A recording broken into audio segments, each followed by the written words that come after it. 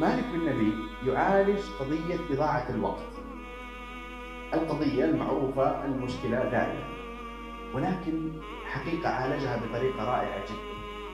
و يعني اقترح أن ينتج علم يعلمه أبناء المسلمين اسمه علم الزمن. علم الزمن يعني فقط علم الزمن ليتعلموا قيمة الزمن.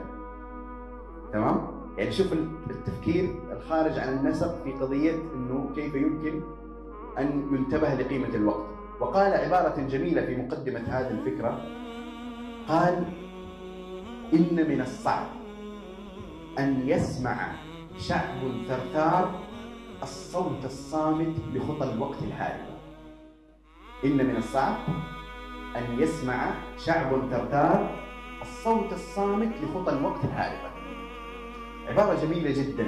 ثم أخذ يقول: ينبغي أن نحدد التجربة المطابقة لمقتضى الحال لكي نعلم المسلم علم الزمن، فنعلم الطفل والمرأة والرجل تخصيص نصف ساعة يوميا لأداء واجب معين، فإذا خصص كل فرد هذا الجزء من يومه في تنفيذ مهمة منتظمة وفعالة، فسوف يكون لديه في نهاية العام حصيلة هائلة من ساعات العمل لمصلحة الحياة الإسلامية في جميع أشكالها العقلية والخلقية والفنية والاقتصادية والمنزلية.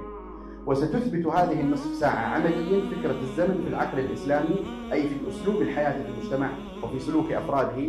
فإذا استغل الوقت هكذا فلم يضع سدى ولم يمر كسولا في حقلنا، فسترتفع كمية حصادنا العقلي واليدوي والروحي، وهذه هي الحضارة.